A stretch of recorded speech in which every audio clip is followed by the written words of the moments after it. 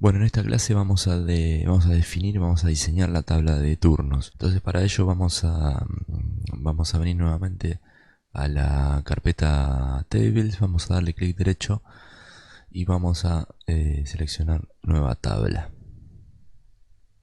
Vamos a ver, tenemos como primer campo de la tabla de turnos, podríamos tener y de turno,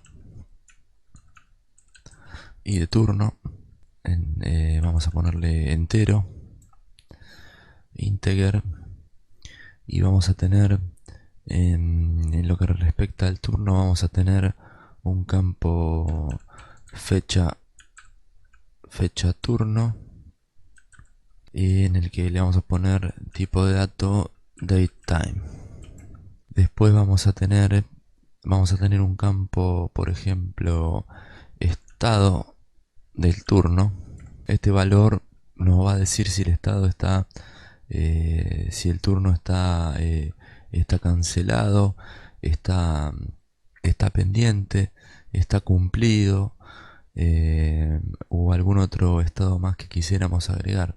En principio lo que vamos a hacer para el campo de estado es definirle un tipo de dato eh, small, small int. Vamos a tener una observación. Una observación sobre este turno en particular. Vamos a ponerle varchar 300, por ejemplo. Y ahora vamos a definir la primary key. La primary key candidata es y de turno, porque es con el que vamos a identificar los turnos. Vamos a darle primary key, seleccionamos la opción primary key y vamos a guardar. Vamos a ponerle tabla turno. Vamos a guardar y vamos a ponerle en el campo id de turno, vamos a seleccionarlo como campo identity. Vamos a pegar acá, vamos a darle doble clic en identity y ya está, guardar y listo.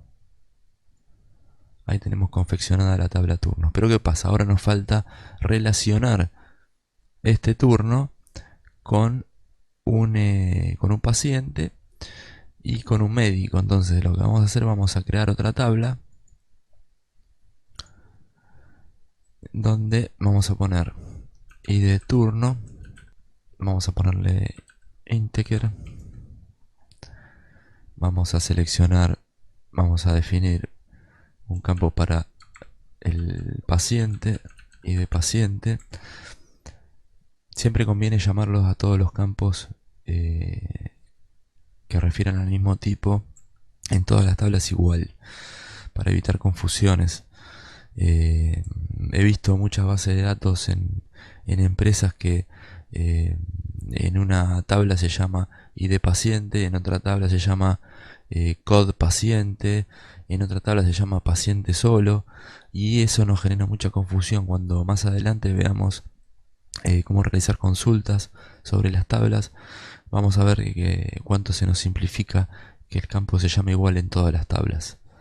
Así que esto vamos a definirlo como integer también.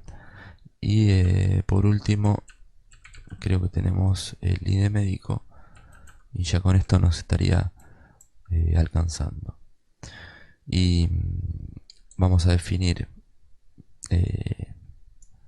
los tres campos como primary key compuesta. Una clave primaria compuesta es cuando la primary key está conformada por más de un campo, que es este caso. Vamos a darle guardar y acá vamos a ponerle la tabla turno paciente, por ejemplo, porque lo que nos relaciona a esto son los turnos con los pacientes y con los médicos también, pero vamos a ponerle turno paciente. Le damos OK y ahí tenemos la tabla creada.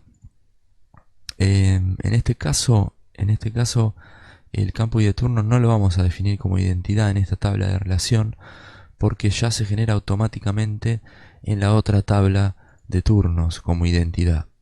Entonces lo que hacemos Normalmente cuando insertamos un turno, en este caso, insertamos un turno en esta tabla y posteriormente insertamos el registro con la relación en esta tabla con el ID que generó automáticamente la otra. Después lo vamos a ver en detalle. Vamos a darle clic derecho sobre tablas y vamos a actualizar para ver un panorama de lo que tenemos creado. Tenemos las tablas historia, historia paciente, paciente, país, turno y turno paciente. Esta tabla país no la hemos creado, está en una de las clases de tarea que tienen que hacer ustedes. Les di como tarea que creen la tabla país, entre otras tablas. Pero bueno, acá damos por finalizada esta clase y continuamos.